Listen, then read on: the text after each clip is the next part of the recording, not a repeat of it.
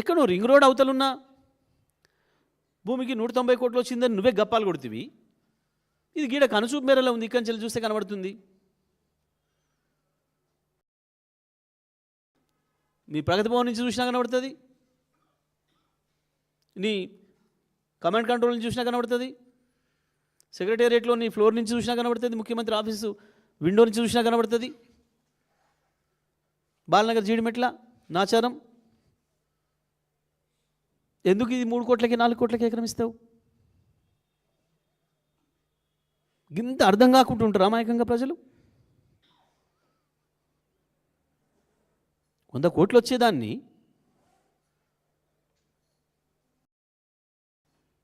ఎక్కడ లేదు ఇప్పటి వరకు. ఇటువంటి భూములకు సబ్ రిజిస్ట్రార్ విలువ తీసుకొని దాంట్లో నుంచి 30% కట్టాలనేది ఇక్కడ ఉందా ఇప్పటివరకు దేశంలో? గత పాలసీ అని చెప్పి అంటున్నారు మీరు. గత పాలసీ ప్రకారం ఇప్పుడు ఎక్కడ చేసిన చూపించిన ఒకటి దాన్ని కూడా విచారణ చేసి ఉంటే పాలసీనే ఉంటే ఆల్రెడీ కొత్త పాలసీ ఎందుకు రావాలి?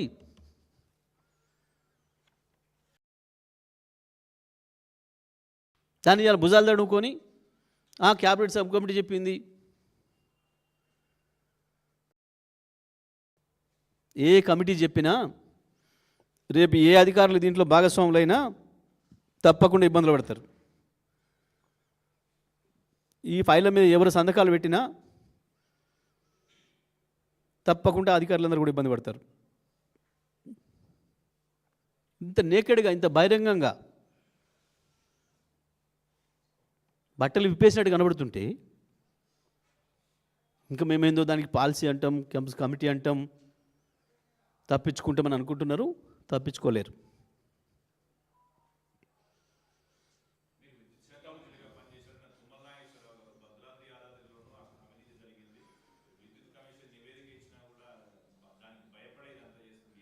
ఎందుకు నివేదిక ఇస్తే ఎందుకు బయటపెడతలేవు? ఎందుకు దాచిపెట్టుకున్నావు? నివేదిక ఇస్తే పెట్టాలి కదా, పెట్టి వెంటనే కేసు పెట్టి మమ్మల్ని లోపల పంపాలి కదా. ఎందుకు ఆలస్యం చేస్తున్నావు? మా మీద ప్రేమ ఎక్కువైందా? ఇష్టం లేదా మమ్మల్ని లోపల పంపడం? పంపచ్చు కదా. అది తుమ్మల నాగేశ్వరరావు మాట్లాడిండా అట్లా? ఉందా ఎక్కడన్నా? ఆయన ఇచ్చింది ఆయన ఉందా? రాసి పంపిండాడు కదా. ఎక్కడ? సీఎం ఆఫీస్ నుంచా? మొన్న ఇది కూడా ఐక్యత ఇచ్చిందట. ఇప్పటి నుంచి మీరు ఎవరు మంత్రులు మాట్లాడుకునే లేదు, మీ పేరు మీద మేము రాసి పంపిస్తాం, మీరు ఓకే అంటే చాలు. ఈ హిల్ట్ పాలసీలో భాగంగానే వచ్చిన అగ్రిమెంట్ అటు. ఇది కూడా మీరు ఎవరు విమర్శలు చేస్తలేరు కాబట్టి అవి కూడా మీ పేరు మీద రాసి పంపుతాం. ఆ కష్టం కూడా మీకు అక్కర్లేదు, మీ ఇళ్ళకి మీకు పంపుతాం. అట్నే ఇటువంటి కాగితాలు కూడా అప్పుడప్పుడు రిలీజ్ చేస్తాం అని చెప్పి. అందులో నాకు తుమ్మల నాగేశ్వరరావు గారు ఉపయోగించే భాషలో కనపడలేదు చూస్తే. ఆ ప్రకటన కూడా అది సీఎం ఆఫీస్ రాసి పంపిందనేది కనబడుతుంది. తుమ్మల కానీ తుమ్మల పేరు రాసినట్లేదు అది.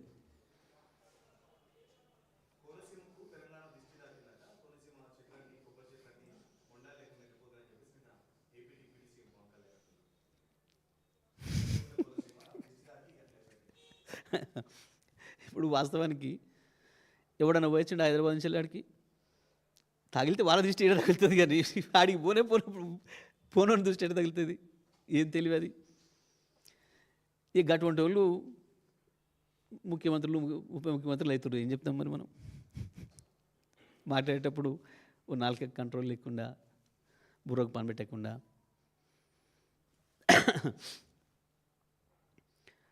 రోజు వస్తే వచ్చిపోయేటోళ్ళు వందలాది వేలాది మంది అక్కడి నుంచి వాళ్ళు హైదరాబాద్ను చూసేది వాళ్ళు. ఏమంటాం మనం? నరదృష్టి పడింది అని అంటాం చాలా విషయాలలో. చూసి వస్తానికి బాగా ఎక్కువ మంది చూసిపోతే ఓ చేనెంబడి పోతుంటే బాగుంది ఈ చేను అని చెప్పి అంటారని చెప్పి పాపం దిష్టి బొమ్మలు కట్టుకుంటారు. మరి కట్టుకుంటామే, ఆయన దిష్టి బొమ్మ వద్దన్నాడు, మనం ఆపినామా? పిచ్చి మాటలు, తెలివి తక్కువ మాటలు, మైండ్లెస్.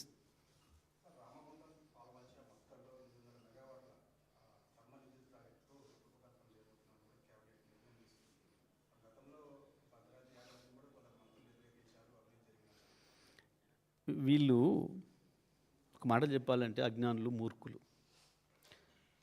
గతంలో వీళ్ళకు ప్రభుత్వాలు అంటే తెలియదు, ప్రభుత్వ పాలసీ తెలియదు. ఎంతసేపు బిచ్చం అడుక్కున్నట్టు పైరవీలు చేసేసి కాలేలు పట్టుకొని బీఫామ్లు అడుక్కొని ఎమ్మెల్యేలు అయిన బాపతులు వీళ్ళు. ఎవ్వడు బాధ్యతగా బడ్జెట్లు పెట్టినోడు కానీ ప్రభుత్వం నడిపినోడు లేడు తెలంగాణలో కాంగ్రెస్లో. దాంతో నోటికి ఏది వస్తే అది వాగిన రవాల. ఇప్పుడు తెలుస్తుంది అసలు ప్రభుత్వం అంటే ఏంది అనేది ఇప్పుడు తెలుస్తుంది. కాబట్టి ఇప్పుడు కూడా దీన్ని తెలుసుకునే ప్రయత్నం చేస్తలే, ఏమైనా రియల్ ఎస్టేట్ దందకే పరిమితం అవుతున్నారు. ఒక రాష్ట్రాన్ని అభివృద్ధి చేయాలి, ఒక ప్రాంతాన్ని అభివృద్ధి చేయాలంటే ఏమేం చేయాలనేది తెలియక మూర్ఖంగా మాట్లాడిన వాళ్ళు. తప్పకుండా పవర్ ప్లాంట్ రావాల్సిందే, అనేక రకాల పవర్ రావాల్సిందే, ప్రజల అవసరాలు తీర్చాల్సిందే, అందులో సందేహం లేదు. కానీ గతంలో వాళ్ళు మాట్లాడిన ఏవైతున్నాయో ఒక్కసారి రికార్డ్ వేసి చూసుకుంటే వాళ్ళ తెలివి తక్కువతనం ఎంత ఉందో వాళ్ళకి అర్థమవుతుంది. అవల మేము చేసినాడు ఎక్కువ చేసిండు అవసరమే లేదని మాట్లాడారు. అది వాళ్ళ కొత్తది కాదు. మేము 27,000 మెగావాట్లు చేరుకోవాలి అని మేము కేసీఆర్ గారు అనుకునేది ఆ రోజు, ఆ విజనే. కానీ ఇవాళ పూర్తి అయినాక మాట్లాడతాను నేను కూడా.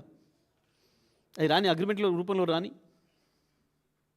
ఏం ధర, అవాళ ధరల మీద ఏం మాట్లాడినారు, ఇవాళ ధరలు ఏం ధరలు చేస్తున్నారు, అవాళ విద్యుత్ కొనుగోలు ఏ ధరల మీద చేసినాము, ఇవాళ ఏం చేస్తున్నారు, అన్నీ ఉన్నాయి. ఇంకా ముందుంది ముసల పండుగ, ఇంకా చాలా ఉంది. వీళ్ళు చక్కదనాలు బయట పెట్టేది తొందరమే అక్కర్లేదు. చాలా చూస్తాం, ఇలా భాగవతాలు చాలా బయటకు వస్తాయి, ప్రజలు చూస్తారు. మేము ఎంత బాధ్యతాయుతంగా చేసినామో ఆనాడు పక్క రాష్ట్రంతో దేశంతో పోల్చుకొని వాళ్ళకంటే ₹1 తక్కువలో ఎట్లా తేవాలి, 1 పైసా తక్కువలో ఎట్లా తేవాలి, ఎట్లా తాపత్రయపడి చేసినాము. 24 గంటలు కరెంటే లేని రోజుల నుంచి కరెంటే పోదు అని చెప్పి ఎట్లా సృష్టించినామో రికార్డు భారతదేశంలో. ప్రతిదీ మళ్ళీ ప్రజలకు చూపిస్తాం కళ్ళకు కట్టినట్టు. వీళ్ళ చక్కదనాలు ఏంది, వీళ్ళ భాగవతాలు ఏంది,